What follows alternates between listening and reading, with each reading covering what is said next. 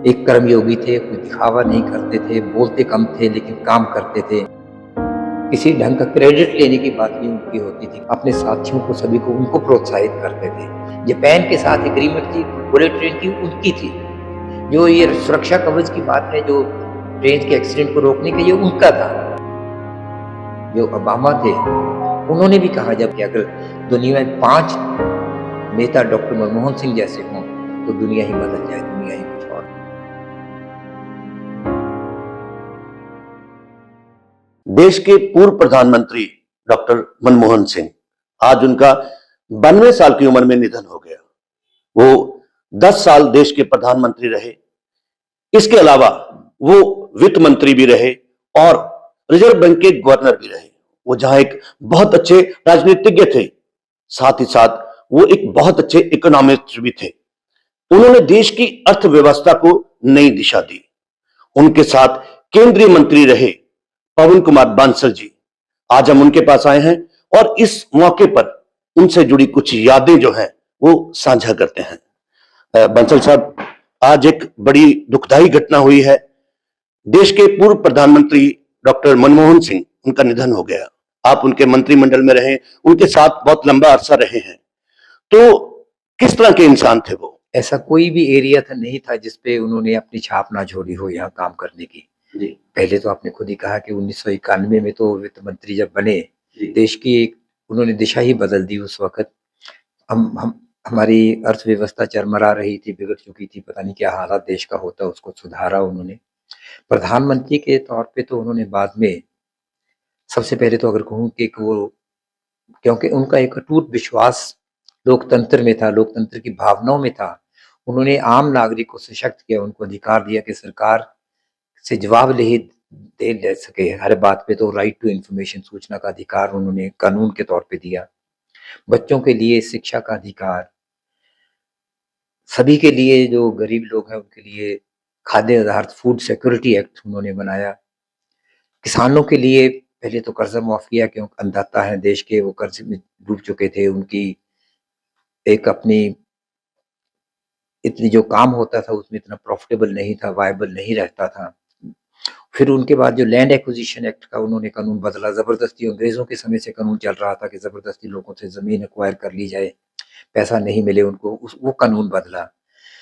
देश की तरक्की के लिए आगे बढ़ना है, देश ने इंडस्ट्रियलाइजेशन की जरूरत है, इसके लिए अमेरिका के साथ एटॉमिक एनर्जी के लिए संधि की यहाँ, ताकि हमारे उसमें हम आगे बढ़ सकें।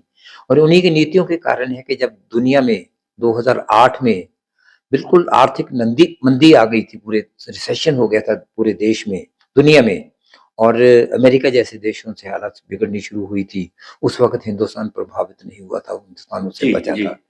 उनके 10 वर्षों के कार्यकाल के दौरान हमारी जीडीपी की ग्रोथ 8% औसतन रही। ये अपने आप में एक उदाहरण है, 10 साल 8% रही हो टोटल मिला के। इस ढंग से देश ने तरक्की उस वक्त उन्होंने की, तो उनको देश भुला नहीं सकता। एक कर्मयोगी थे, कोई दिखावा नहीं करते थे, बोलते कम थे लेकिन काम करते थे। कर्मयोगी थे सही मायने में, और युग पुरुष थे वो। एक युग का अंत हो गया है उनके निधन के साथ, मैं ये समझता हूँ। जी। आप उनके मंत्रिमंडल में मंत्री भी रहे, आपके साथ उनके पर्सनल रिश्ते भी रहे हैं। पर्सनली वो आम जिंदगी में कैसे इंसान थे?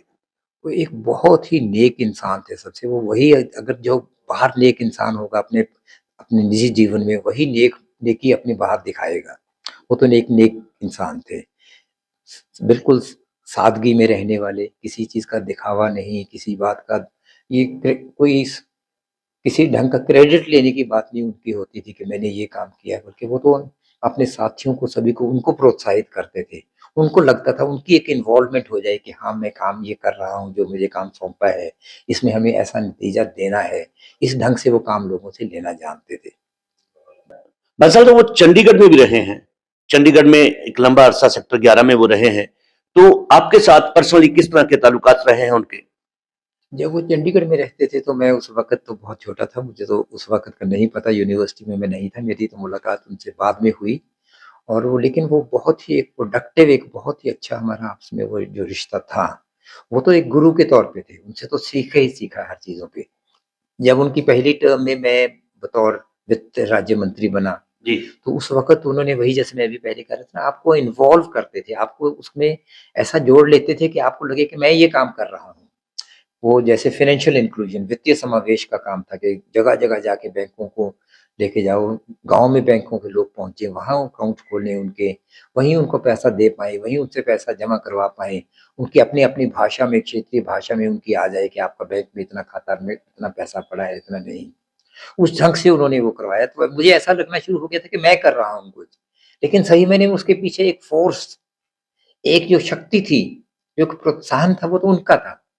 लेकिन वो दिखाते ऐसा था कि मेरे को ये महसूस हो कि मैं कर रहा हूँ। वो अपने क्रेडिट लेने की उनकी बात किसी चीज़ पे नहीं आती थी।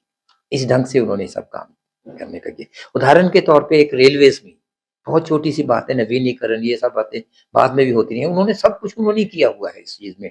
जो जापान के साथ एग्रीमेंट थी बुलेट ट्रेन की, उनकी थी। जो ये सुरक्षा कवच की बात है, जो ट्रेन के एक्सीडेंट को रोकने के, ये उनका था। ट्रेन के लिए नए हमारे इंजन बनाने का काम देश में, लोकोमोटिव्स, ये उनका था। तो लेकिन साथ-साथ यहाँ तक छोटी बात का जो मैं कह रहा हूँ कि मुझे लगा कि जैसे टॉयलेट्स की सफाई के लिए रेलवेज़ की गंदगी रहती थी। कौन प्रधानमंत्री की नज़र जाती है उन चीज़ों पे? उन्होंने कहा कि यहाँ हमें बॉय टॉयलेट्स लगाने चाहिए, ताकि वो गंदगी नहीं फैले, ट्रैक्स पे गंदगी नहीं हो, वो ट्रेन में गंदगी नहीं हो। उसके लिए मुझे लग रहा था जैसे मैं कुछ कर रहा हूँ। लेकिन सुझाव उनके उनके कहने के, उनके हिसाब से काम करना। एक तरीका था उनका, मतलब वो जो साइकोलॉजी उनकी ये थी कि दूसरे को क्रेडिट देना चाहते थे, खुद क्रेडिट नहीं लेते थे। क्रेडिट नहीं लेते थे। ऐसी कोई घटना जो पर्सनल लाइफ में आपको इंस्पायर करती है? उनकी एक-एक दिन के काम में इंस्पायर किया, एक-एक घटना क्या है, जब ये सब चीज़ पे आता है, कब क्या मिले, कब क्या कैसे हुआ, वो हर इस चीज़ ने इंस्पायर उनसे किया। उनके पास जाके बात करनी, कम शब्दों में बहुत कुछ कह देते थे आपको। लेकिन यहाँ तक कि उनकी शख्सियत के बारे तो जो ओबामा थे, उन्होंने भी कहा, जब वो यहाँ वो बतौर प्रेसिडेंट आए और प्रधानमंत्री डॉक्टर मनमोहन सिंह जी थे, मेरे पास ज़िम्मेवारी थी उस वक़्त इसकी पार्लियामेंट्री अफेयर्स की। तो उस वक़्त उन्होंने डॉक्टर मनमोहन सिंह जी के प्रति कहा कि अगर दुनिया में 5 नेता डॉक्टर मनमोहन सिंह जैसे हों, तो दुनिया ही बदल जाए, दुनिया ही कुछ और हो। ये बराक ओबामा जी ने कहा हुआ था उस वक़्त। क्या चाहते हैं कि जो हमारे पॉलिटिशियंस हैं या हमारे जो भारतवासी हैं, वो उनको किस तरह से याद करें?